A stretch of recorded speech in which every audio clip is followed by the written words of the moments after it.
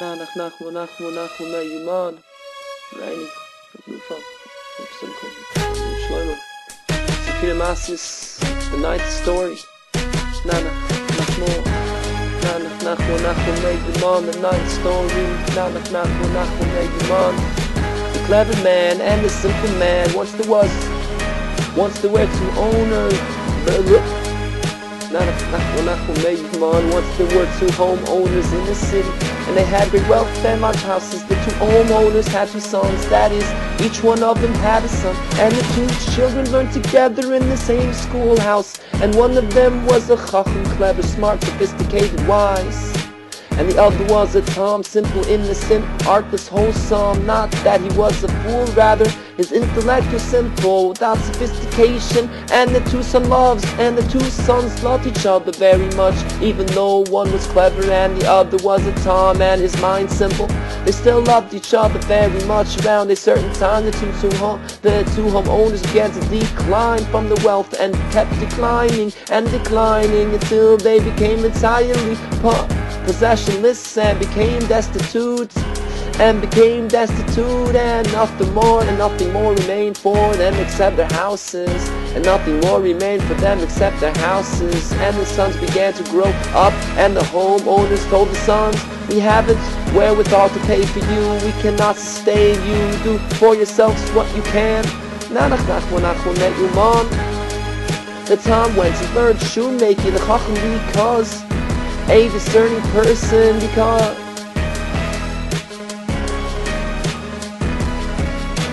because he became a discerning person.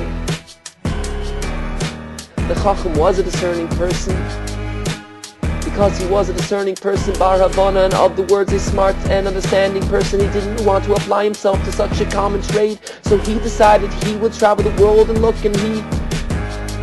and see what he should do. And he was going around in the marketplace, and he saw a large wagon with 4 horses in harness speeding through. He called out to the merchants, where are you from? They answered him, from Warsaw. Where are you going to? Warsaw. He asked them, maybe you need a helper. The merchants saw that he is a smart youth and motivated, and they liked him and they took him along. He traveled off with them and served them on the road quite finely.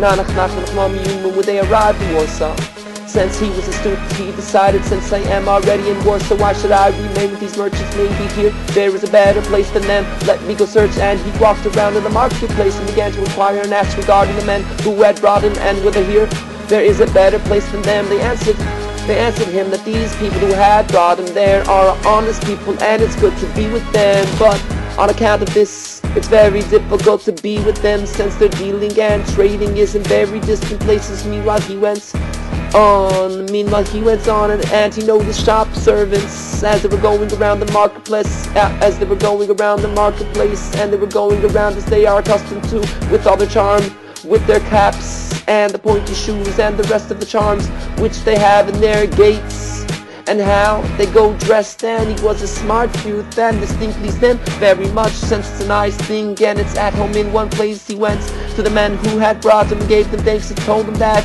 it is not good for him to be with them, and asked for them, having brought him here, for that he had served them on the road. And he went ahead and offered himself to a landowner, and the arrangement of the servants is that first one must be an under servant and do hard work and receive no wages afterwards. One then gets to be an over servant. The landowner did hard work with him, and would send him off to nobility to carry merchandise in the manner of servants who must carry clothes upon their elbows. This work was very far for him. This work was very hard for him. Sometimes he needed to go up with the merchandise to upper floors, and this work was very hard for him. He decided, since he was a philosopher, a discerning person, why do I need this work? The essential is only for the ultimate purpose, that I can have a wedding and be able to support myself. I don't need to see to that yet. There will be time for that later. Meanwhile, I would rather be out in the world and look at countries. He walked along in the market.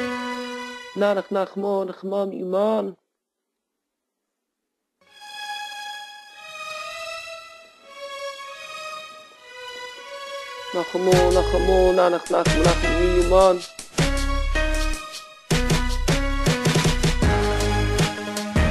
He decided since he was a philosopher, a discerning person, why do I need this work? The essential is only for the ultimate purpose, so that I can have a wedding and be able to support myself. I don't need to see to that yet. There will be time for that later. Meanwhile, I would rather be out in the world and look at countries. He walked along the marketplace and he saw merchants riding on a large wagon, and he asked them, where are you going? They answered, to Legmor. He asked them, would you take me there? They answered him, yes. They took him there. They took him there. From there he traveled to Italy, and from Italy he traveled further to Spain.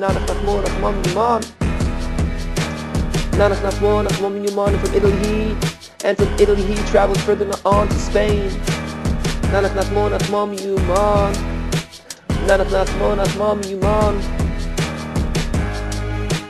Meanwhile, many years passed, and he became even more knowledgeable on account of having been in many countries.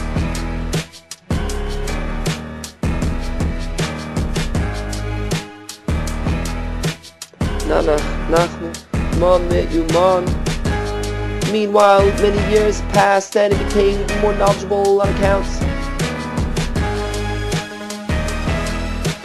Meanwhile, many years passed, and he became even more knowledgeable on account of having been in many countries. He decided this time a person needs to look at a purpose, and he began to think with his philosophy, that is, with his knowledge, what he should do. It seemed to him that he should learn gold work, which is a major occupation and a nice craft requiring great insight, and it's a profitable work, and its sense.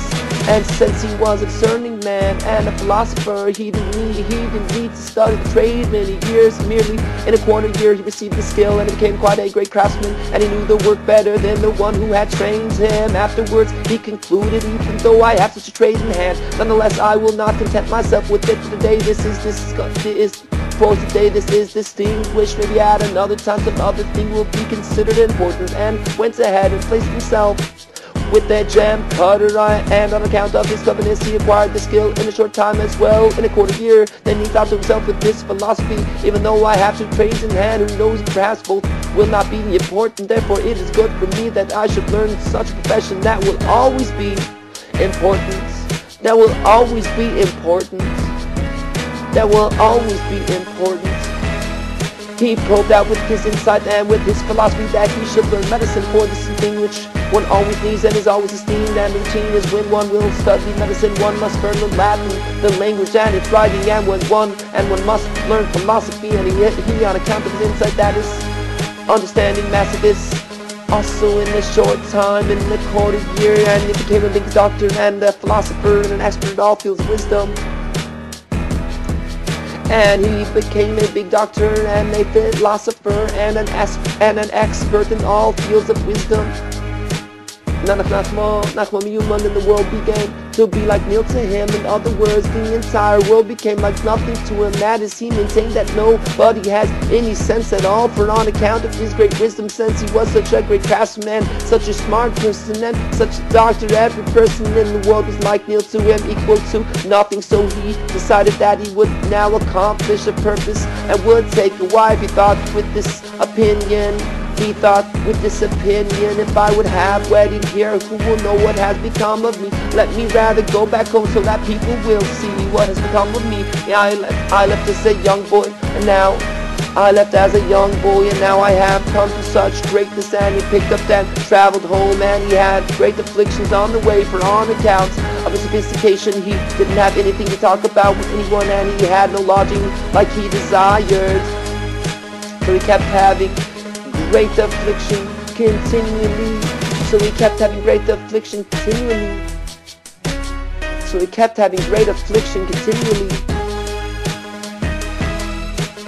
Meanwhile, let us set aside the story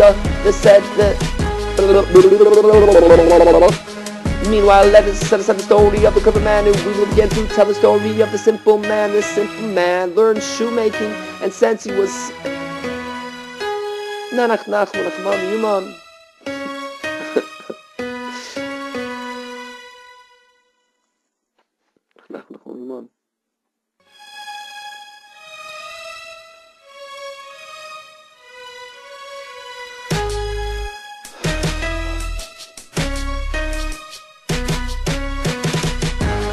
Meanwhile, let us set aside the story of the clever man. We will begin to tell the story of the simple man of shoemaking. And since he was a simple person, he had studied the trade a great deal until he got it, and he did not know the arts entirely. And he took the wife and he sustained himself from his work. And since he was a simple person and he did not know the work as one should, therefore his livelihood was with a great deal of pressure and very limited. And he didn't have time even to eat because he always had to work.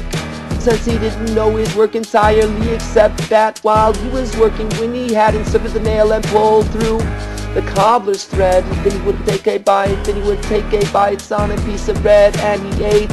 And his usual way was that he was always happy, and he was constantly only joyous. And his usual way was that he was always happy. And his usual way was that he was always happy, and he was constantly only joyous. And he had all foods, all drinks, and all clothing. He would say to his wife, "My wife, give me to eat," and she gave him a piece of bread, and he ate. Then he said, "Give me the sauce with buckwheat groats," and she cut him off another piece of bread, and he ate, and he gave much praise and said, "What a goodness and niceness this sauce is." And similarly he ordered himself served meats, and again she gave him bread, and he ate and also praised greatly and said, "What a niceness this meat is." And so to other foods which he kept ordering himself given, and for each type of food which he ordered himself she kept giving him a piece of bread, and he had a great pleasure from this and very much praised its rightness. What a goodness it is, just as if he actually ate it, for he would really and truthfully feel in the bread that he had eaten the taste of all the foods that he wanted on account of his great tamimis, the quality of being, some simplicity, wholesomeness, naivete, innocence, and his joy he sensed on account of his great tamimis and his joy. On account of his great tamimis and his joy, he sensed the taste of bread just as if he were eating all those foods. He sensed in the taste.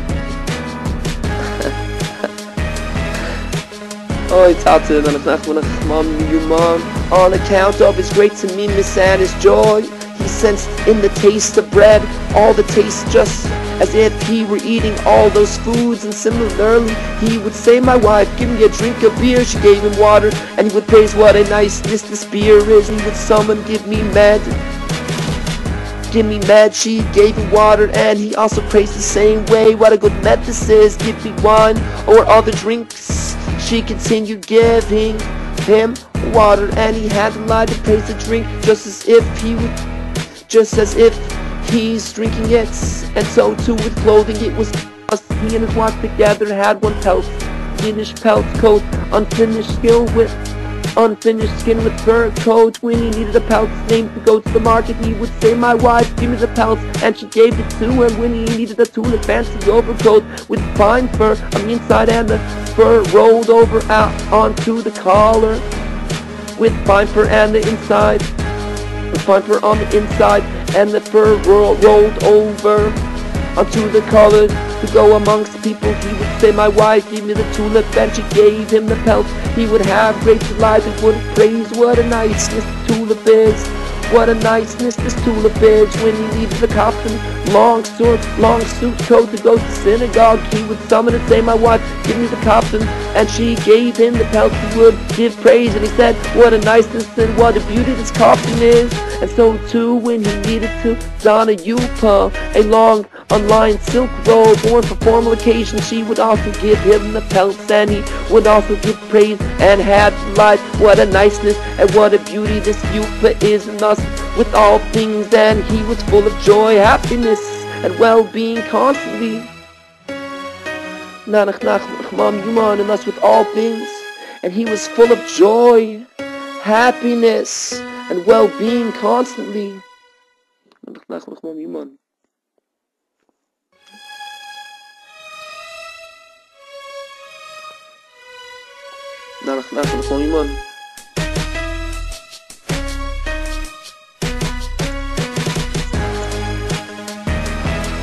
When he had finished a shoe, and probably the shoe had 3 corners, because he wasn't able to perform his craft totally well, he would take the shoe in his hand and praise it highly. And he had enormous delight from it, and he would say, my wife, what a beauty and what a niceness this little shoe is, what a sweetness this little shoe is, what a honey, what a sugary little shoe this is. She would ask him, if that is so, why do other shoemakers take the gulden for a pair of shoes, and you take only a half taller, that is 1.5 gulden? He replied, what's that to me? That's the other person's affair, and this is my affair. And besides, why do we have to talk about other people? Let's just start calculating how much I win here in this little shoe. When it changes hands, the leather cost me so much, tar and thread cost me so much, the filling between the skins so much, and likewise other items so much. Now I profit 10 groschen when changing hands. Now I profit 10 groschen when changing hands. Well, why should such a profit from changing hands bother me? Well, why should such a profit from changing hands bother me? So he was only happy and cheerful at all times, but to the world he was a laughing stock, for that they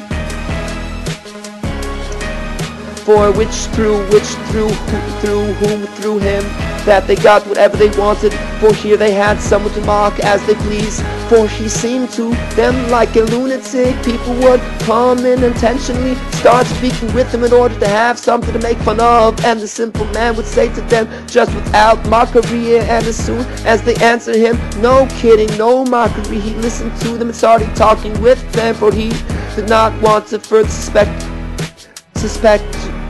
witticisms and madash mockery, for he did not want to further suspect witticisms and mockery, that perhaps this itself his thinking of them is mockery, or their reply. Here it says their reply is mockery. Perhaps this itself, their reply is mockery.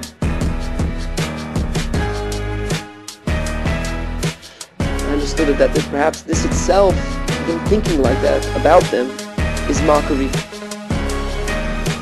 That perhaps this itself is mockery, for he was a Tom. But when he would eventually see that their intention is to ridicule, he would say, so what if you are clever than me? You'll still be a fool, for what do I amount to? So if you'll be cleverer than me, you'll still be a fool. That was all the usual way of the simple man. Now we will again talk about the clever man. In the meantime, there was a commotion that the clever man is traveling and is coming with great pomp and great sophistication. The simple man too came running to greet him with great joy, and said to his wife, give me quick the yupa. Let me go and greet my dear friend, let me see him. She gave him the pelts and he ran out towards him. Now the clever man was riding in the carriage pompously. The simple man came out to greet him and welcome him joyously with great love, and said to him, my dear brother, how do you do? Praises God for bringing you and giving me the privilege of seeing you. And the clever man looks at him. For him the entire world was also nothing, as it was stated above that all the people of the world amounted to nothing in his regard, for he considered himself smarter than all the world, all the more so such a person who appears like an insane person, but nonetheless on account of their childhood love, when they had loved each other very much, he drew him close and traveled with them into town. Now the two tomb owners, the fathers of these two sons, that is, of the clever man and the simple man, had died during the time when the clever man was out in countries and had left behind their houses. The simple man was in his place, so he moved into his father's house and inherited it. The clever man, however, was in foreign countries and had no one to take possession of the house. The clever man's house came to an end and was lost, and nothing at all remained of it.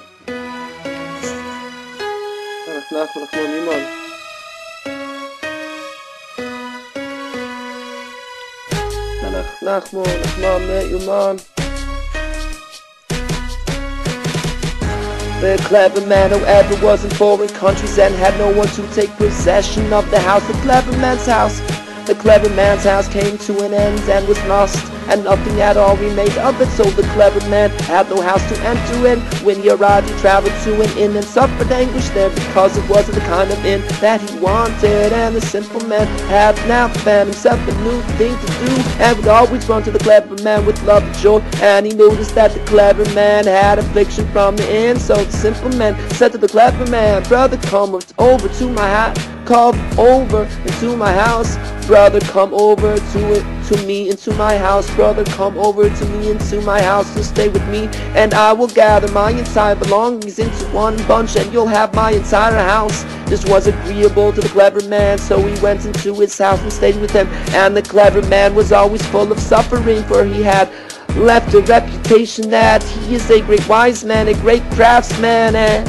very much of a great doctor. A nobleman came and ordered for him to make him a gold ring. He made him quite a wonderful ring, and etched out engravings with very wonderful paths, etching out in it a tree which was a total marvel. The nobleman came, and the ring did not please him at all. He had enormous suffering, because he knew in himself that if this ring with the tree would be in Spain, it would be quite esteemed. It would be a novelty.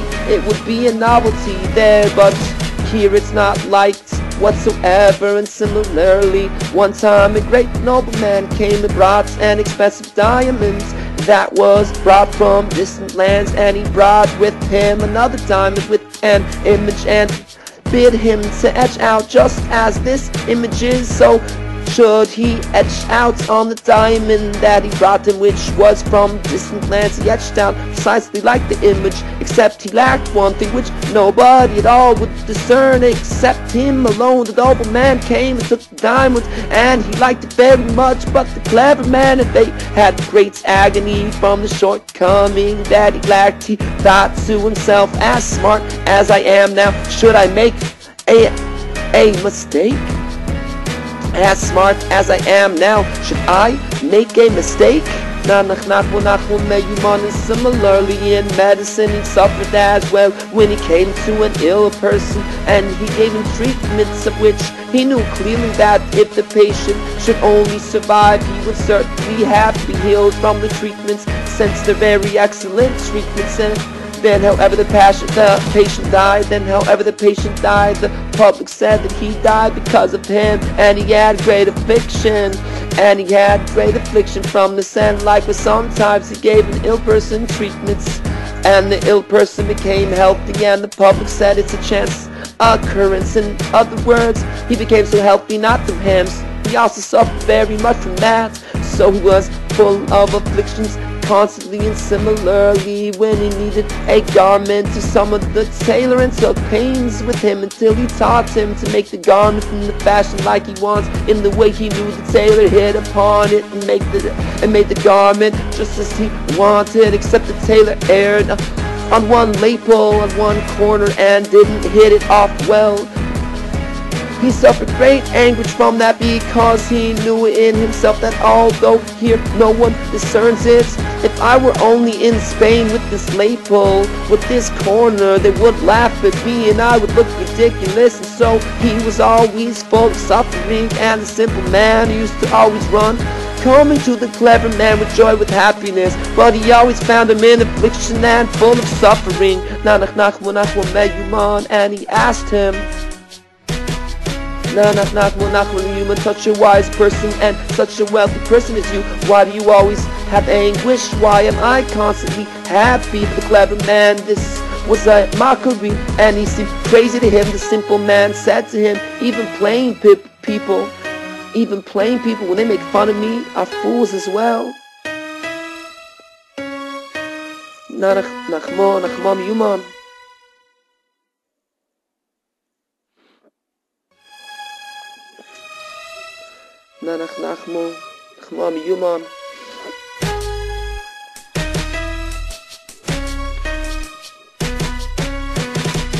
The simple man said to him, even plain people when they make fun of me are fools as well, for if they're already smarter than me, they are first fools themselves, as mentioned above, all the more so such a clever person as you are. So what if you are smarter than me? The simple man proclaimed and said to the clever man, the supreme one can grant that you should come up to my level. In other words, that the supreme one, let the supreme one, may the supreme one grant that you should come to my level. In other words, that you should also become a simple person. The clever man replied, it could happen that I should reach your level if God will take away my intellect, God's spirits, or if I, God forbid, should become sick. It could happen that I should also become insane. For what are you anyway? But a madman, if only you could come up to my level. This is by no means possible that you should be such a clever person as I, the simple man, answered with Hashem's baruch. God, blessed God, everything is possible. It can happen like the wink of an eye, like an eye blink, that I should arrive at your smartness. The clever man ridiculed him a great deal. Now these two sons of public would call them clever and simple. They call this one clever and they call that one simple, even though there are many clever people and simple people on the earth. It was very apparent because they were both from one town and had studied in one schoolroom, and this one became quite an extraordinarily clever person. An extraordinarily clever person, while that one became quite an extremely simple person. Consequently, they gave them the nicknames the clever man and the simple man. Now in the registry, the book listing the residents, everyone is written down with all the family names, so they wrote down after this one the nickname clever man, and after that one simple man. One time the king came by the registry and he found the two as they were recorded. This one with the nickname clever man, and that one with the nickname simple man. This was a wonder to the king that the two have such nicknames, clever man and simple man. The king very much wanted to see them. The king decided if I suddenly sent for them to come before me, they will be very frightened, and the clever man won't know at all what to reply, and the simple man might go crazy from fear. The king decided to send the clever man to the clever man, to the simple man to the simple man. But where does one get a simple man? In a royal city. For in the royal city, that is the town where the king lives. The majority are smart people. However, the one who is a warden over the treasuries, he is specifically a simple person, because one doesn't want to make a clever person any sort of warden over the treasuries. For perhaps through his cleverness and his intellect, he will embezzle the treasuries. He will embezzle the treasuries. Therefore, one specifically puts a simple person in charge of the treasuries. So the king summoned a clever man and a simple man who was a warden over the treasuries. And a simple man who was a warden over the treasuries, and sent them to the two, that is, to the clever man and to the simple man. And he gave each one a different letter, and he gave them an additional letter to the governor of Providence, whom the two, that is, the clever man and the simple man, were under. And the king commanded in the letter that the governor should send letters on his behalf to the clever man and the simple man, so that they should be frightened, and he should write to them that the matter is not obligatory, it's not obligatory, and the king is not specifically decreeing that they should come, but rather choice is theirs. If they want, they should come, but the king does want to see them, but the king does want to see them. נחמן, ממנו. The king does want to see them. The emissaries traveled off, the clever one and the simple one, and came to the governors and delivered him the letter. The governor inquired after the two children, and they told him that the clever man is an extraordinarily clever person and quite a wealthy man, and the simple man is quite a very simple person and has every kind of garment, from the pelts, sheepskin, goats, as mentioned above.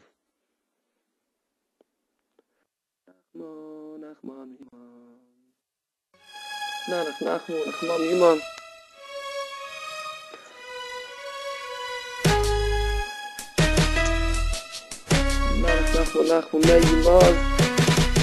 And a simple man is quite a very simple person and has every kind of garment, from the belt, sheepskin coat,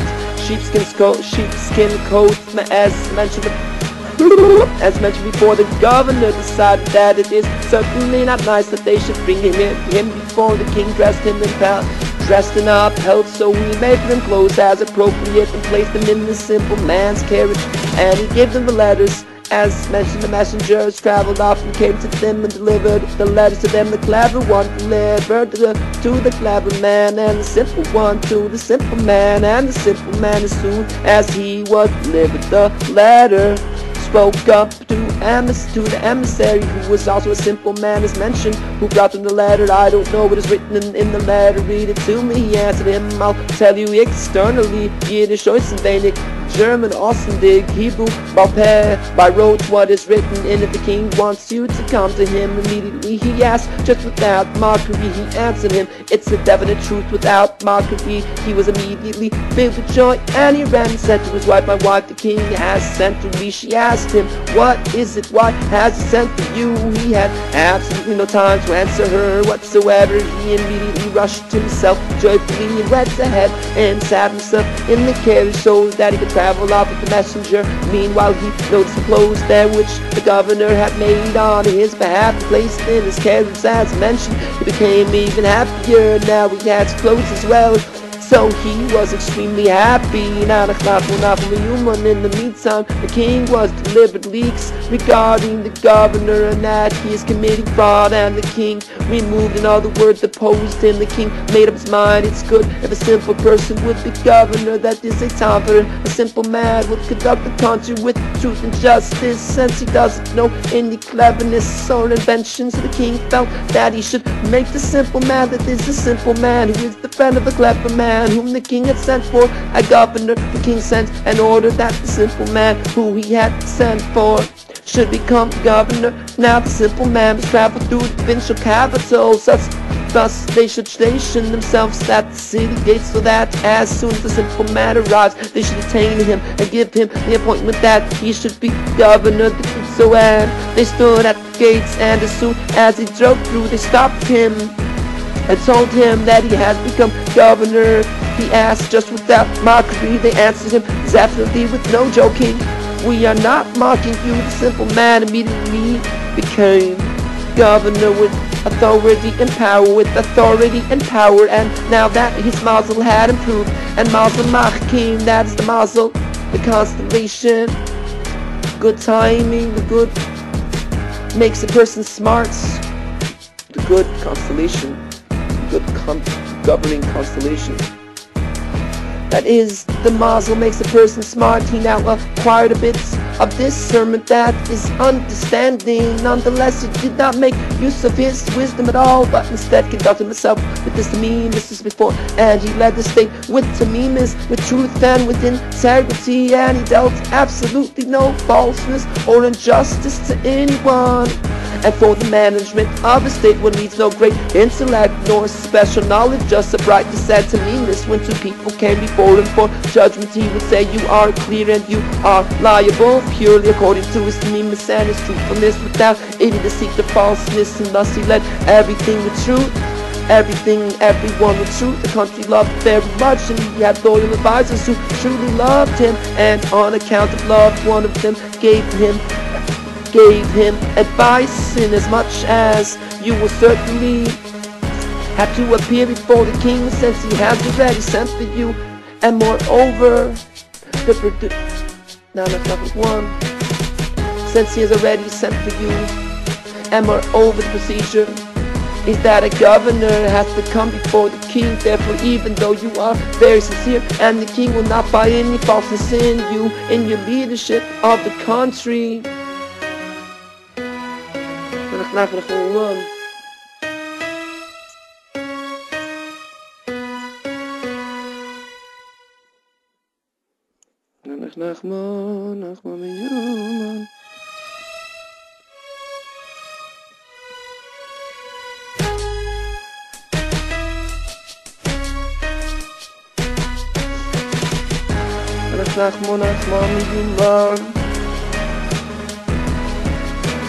even though you are very sincere, and the king will not find any faults in sin. You and your leadership of the country still, however, it is the routine of the king when he converses that he enters the discussion through the side and starts discussing special knowledges, chachmas and languages. So it is fitting and it is the adequate that you should be able to respond to him. Therefore it is right that I should teach you knowledge and languages. The simple man accepted this and received wisdom's languages, and received wisdoms and languages. It immediately came to his mind that his friend the clever man had said to him that it is impossible in any manner that he should reach his wisdom. Here I have already arrived at his wisdom, and still, even though he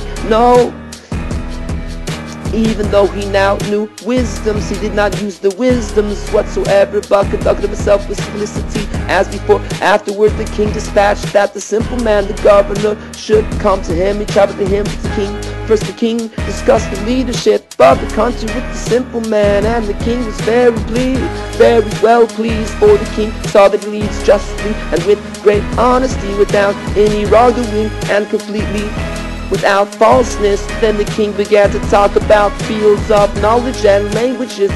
The simple man replied to him as one should, and the king was even more pleased. The king said, I see that he is such a smart person, and yet conducts himself with such an innocence.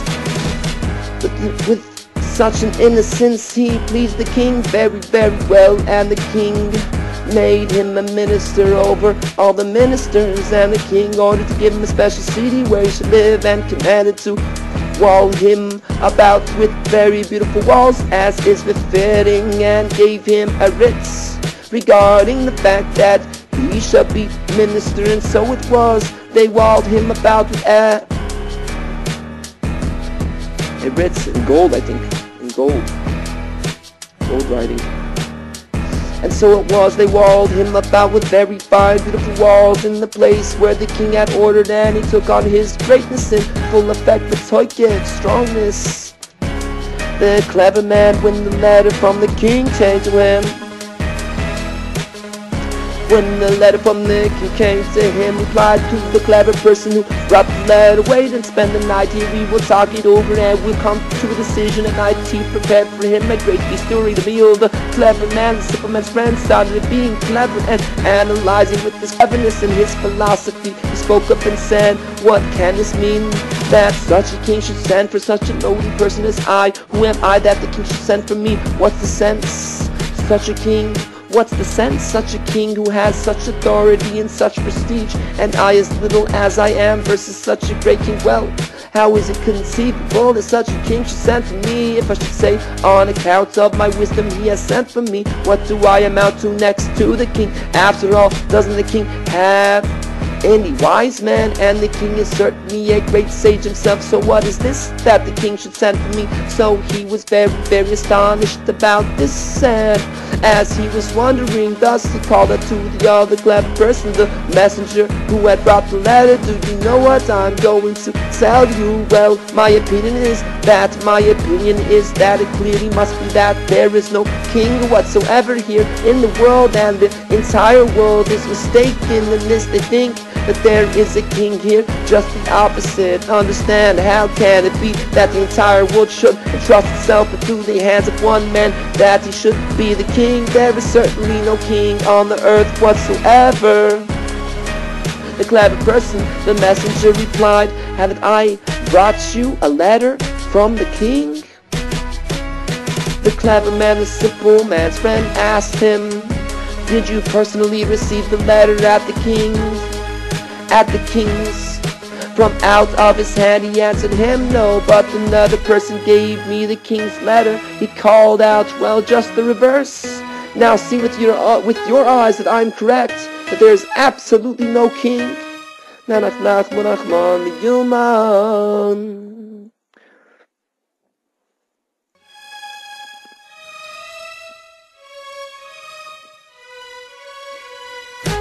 He called out,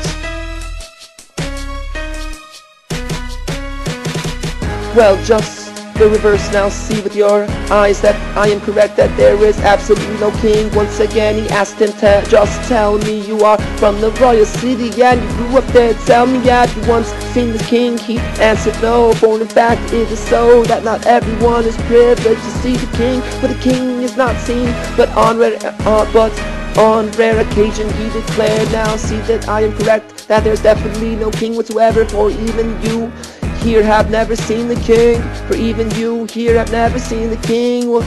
Once again the messenger answered the clever man, if it is really so, who then rules the country? He that is the clever man, the simple man's friend, that's him that I'll make clear to you, for I am expert in this, so it is me you should ask, for I have been abroad in countries. I've been in Italy, and the custom is thus: there are 70 senators, and they rise up and lead the country for a while. With the system of authority, the entire country participates one after the other. That is, first these are the senators, then these go down, and others rise up and lead the country, and similarly other people. Each time his words started to get into the other clever person's ears, that is the messenger, until they were both left with the conviction that there definitely isn't any king on earth. Again the clever man, the simple man's friend, spoke up: wait until morning, and moreover,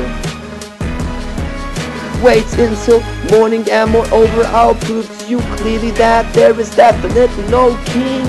The clever man got himself up in the morning and woke up the other clever man, the messenger, and said to him, come with me on the road, I will show you how the whole world is mistaken and there's no king whatsoever. They went in the marketplace and they noticed the soldier. They took hold of him and asked him, whom do you serve? He answered, the king. Have you seen the king in your life? He answered, no. He announced, that is the first clever man, the simple man's friend. We always call him the first clever man, and said, see, is there such a foolishness? In other words, the soldier served the king but doesn't know him. The soldier serves the king but doesn't know him, for the clever man still wanted to demonstrate with his foolish wisdom that there is no king whatsoever. As mentioned, after that they went onto an army officer and they entered in conversation with him until they asked him, whom do you serve? He answered, the king. Have you seen the king? No. He proclaimed, on the contrary, look and see with your eyes that they are all mistaken and there isn't any king here. For the officer had also not seen the king. It was settled among them that there is no king here. The first clever man declared, come, let's travel the world, I will show you more. Over that the entire world has been mistaken with great foolishness. They went and traveled about in the world, and wherever they arrived they always found the world in error. In other words, the clever man through their wisdom fell into such foolishness to the extent that they thought that the whole world is always mistaken in the matter of the king. That is the fact that for them it was proven that there's no king had already become a byword for them, a byword for them. And wherever they found the world in error, they took the king as an analogy. Just as it is true that there is a king, so too is this true. Thus they were out in the world and traveled until they ran out of what they had. They began by selling one horse and then the other, until they had sold everything, until they had to go on foot. And constantly they kept examining the world and kept finding that the world is in error, and they became foot-going beggars, and they were already not at all distinguished, for by now people pay no attention at all to such beggars.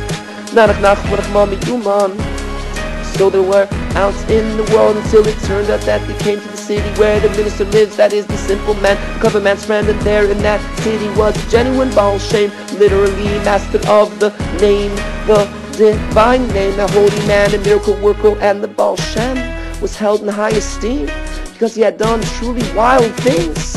And even among the nobility he was a renowned person and was highly regarded by them. The clever men came to the city, walked about, and came before the house of the Baal Shem. They saw many wagons stationed there with sick people, 40 or 50.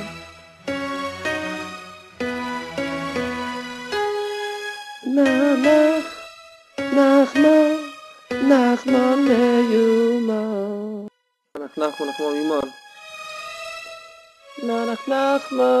נחman מיומן.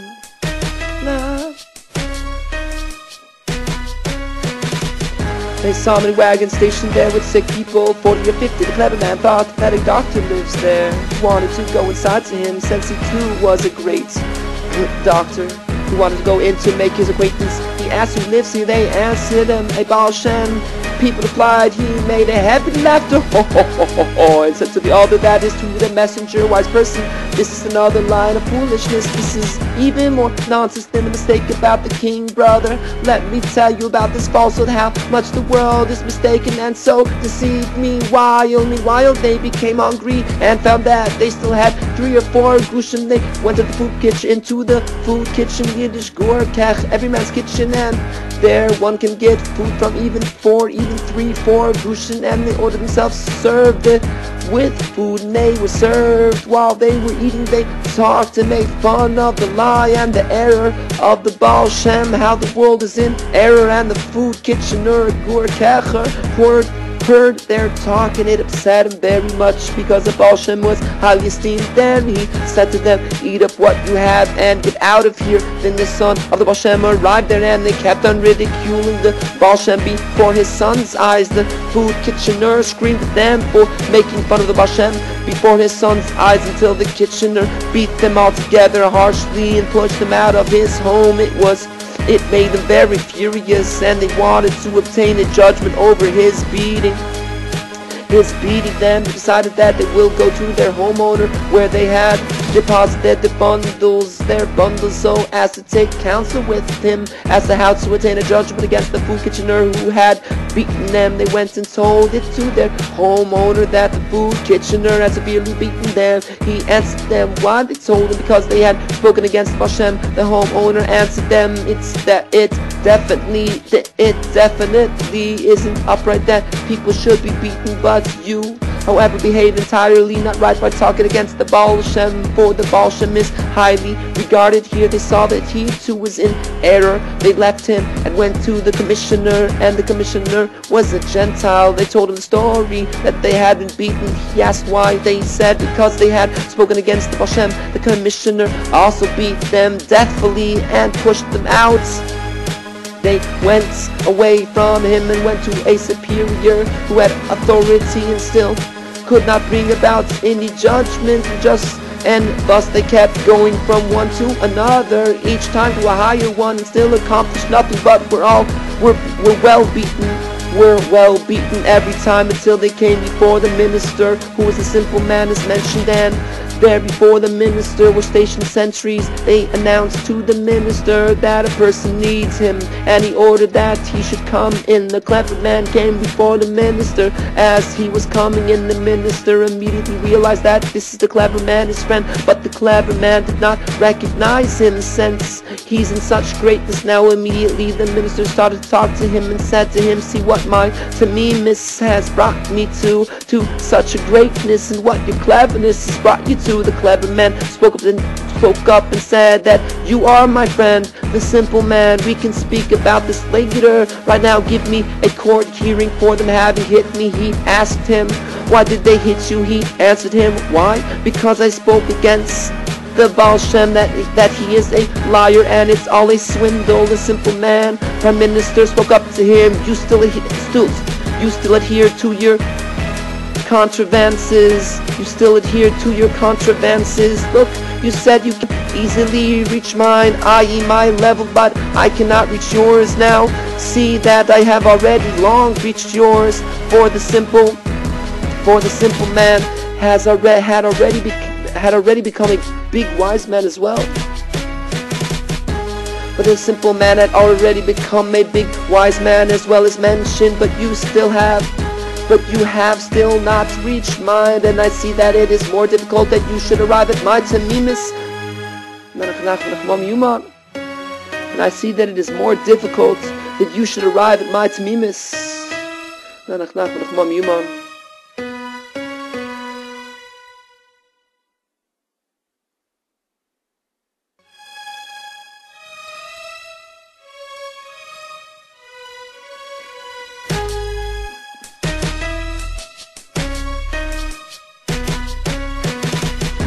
But notwithstanding, since the simple man, the minister, had known him from long ago, when he was great, he ordered him, give him garments to be clothed with, and he bid him to eat with him at meal time.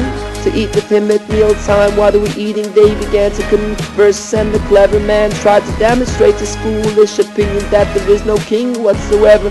The simple man, the minister, screamed at him, "What are you saying? I myself have seen the king." The clever man answered him with laughter, "You yourself know that it was the king. You know him. You have known his father, his grandfather to have been kings. From where do you know that it was the king? People that have told you that this is the king, they have deceived you." It annoyed the simple man very much regarding the fact that he denies the king.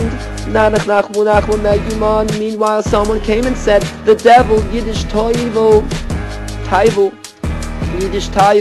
Hebrew Azazel, has sent for you," plural. The simple man trembled severely and ran and told his wife with great fear that the devil has sent for him. She gave him an advice that he should send for the Baal Shem. He sent for him. The Baal Shem came and gave him Kameas amulets containing holy names and other protections, and told him that now we need no longer fear at all. He had great faith in this. Later the clever man and the simple man sat together some more. The clever man asked him, "What were you so terrified about?" He answered him, "Because of the devil who had sent for us." The clever man ridiculed him and said to him, "You believe that there is a devil?" The simple man, the minister, asked him, "Who then sent for us?" The clever man answered him, "This here is definitely from my brother. He wanted to meet with me. He set this up and sent for me with that disguise." The simple man asked him, "If it is so, how did he get through past all the centuries?" He answered him, "He definitely bribed the man that they are telling a lie, including that they did not see him at all." Meanwhile again someone came and said again, "Thus the devil is sent for you." And the simple man now already did not tremble at all and did not have any fear whatsoever on account of the protections he had taken from the Baal Shem. He called out the simple man, that is the simple man, and said to the clever man, Well, now what do you say?" He answered him, "I will tell her I have a brother who is angry at me. He is the one who made this disguise in order to frighten me." And the clever man got up and asked the one who had come for them, "What kind of appearance has the one who sent for us? What color is his hair, etc., and other such things?" He answered him, "Such and such." The clever man replied and said, "See that there is my brother's looks, that these are my brother's looks." The simple man said to him, "Will you go with them?" He answered him, "Yes, I will go with them. You should only give me a few soldiers for Azalaga, escorting guards, so that they shouldn't cause me any travail." He gave him Azalaga, and the two clever men went with the one who had come to them, that is, with the devil, because they did not want to believe that this is the devil, as mentioned. The soldiers of the Zalago returned, and the simple man. The soldiers of the Zalago returned, and the simple man, the minister, asked them, "Where are the clever men?" They replied, "They know nothing of where they've gone, Hebrew, how they disappeared, and he that is the devil's emissary had snatched the clever men and carried them off into a mire with clay. There the devil sat on a throne amidst the mire, and the mire was thick and sticky just like a glue, and the clever men were completely unable to move in the mud. And the clever men screamed, "Wicked ones, why are you dealing out tortures on us? Is there indeed a devil on the earth? You are wicked people for torturing us for no reason." For these clever men still did not want to believe that there is a devil. Instead they said that wicked people are causing them agony for nothing. The two clever men lay in the thick mire and probed, "What is this? These are nothing but the hooligans with whom we had once quarreled, and now they are dealing out such afflictions on us." The clever men remained there in the mire several years, and they dealt them out wild sufferings along with wild tortures.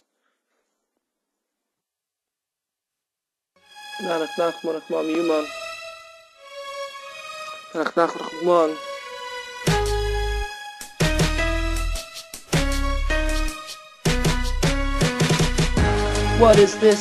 These are nothing else but the hooligans with whom we had once quarreled, and now they are dealing out such afflictions on us. The clever men remained there in the masios The clever men remained there in the mire several years, and they dealt them out wild sufferings along with wild tortures. One time the simple man, the minister, passed by in front of the Baal Shem's home, and he recalled his friend, the clever man, who went into the Baal Shem and bowed to him in the proper way, Hebrew, in the way of ministers, and asked whether it is possible for him to show him, the clever man, and whether he can extricate him.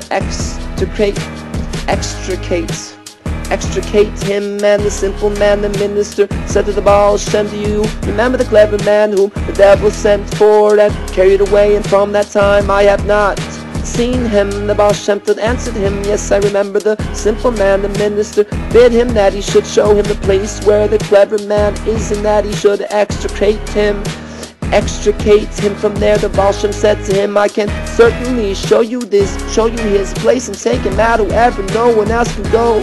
Only I and you. Oh,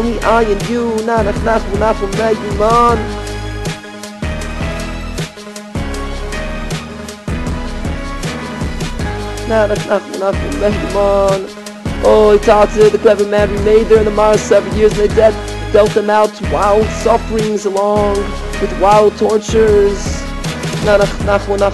Once again the Baal Shem said to him, I can certainly show you his place and take him out wherever no one else can go. Only I and you both went off, and the Baal Shem did what he knew, and they arrived there. He saw how they lay there in the thick mire and clay. When the clever man noticed the simple man, the minister, he screamed to him, brother, look, they are beating me, and these hooligans are smiting me so hard for nothing. The minister gave him a yelling, still you hold to your contrivances.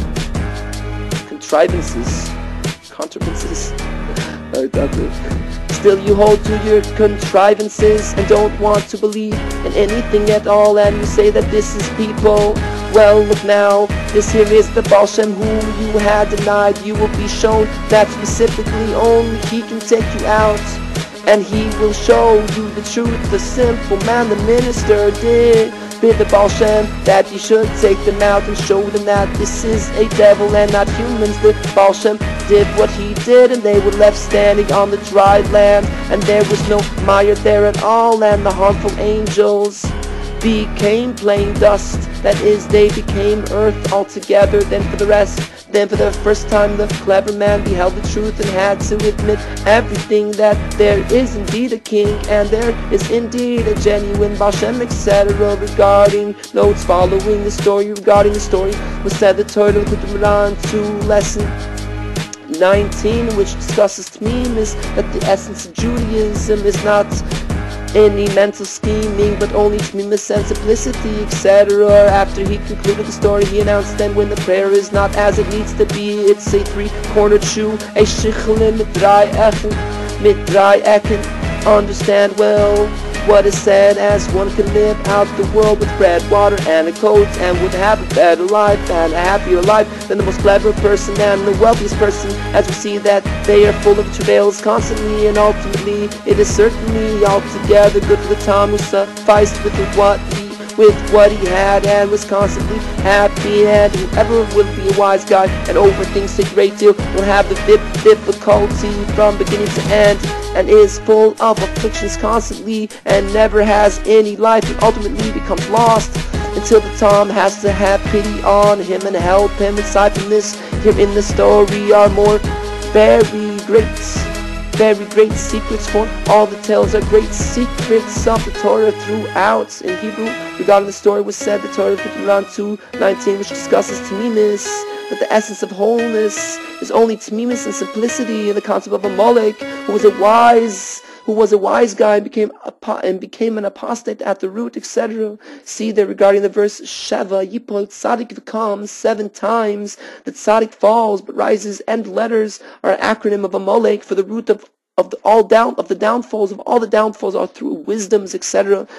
Also Agag from the seed of a Molech, even though he was seeing his fall, when Shmuel came to Shaul to kill him, still did not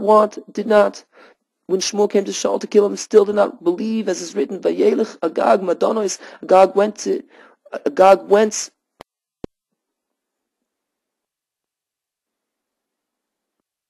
to him in chains.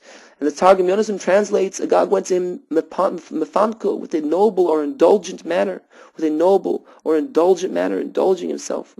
Pinuk, for he still did not believe in his fall until he saw with his eyes the end of his fall. Then, Bayomer, Ochein Sama, Mubes, surely the bitterness of death has turned hither, for until now he did not believe. Put your eyes on this story, and you will discern wonders of wonders. And if the prayer is not as it ought to be, it is a minal begimel kitzobois. Nachman would want a shoe with 3 corners. Alternatively, a shoe with 3 corners. And understand, and see also at the end of the book, the Rav's explanation, and you will see wonderful analogous commentaries, and you will see wonderful analogous commentaries. Tale 10, the burger and the pauper. Tale, once there was a burger that is a member of the great merchant class in medieval Europe. נחman was an extremely rich man and had a vast amount of merchandise.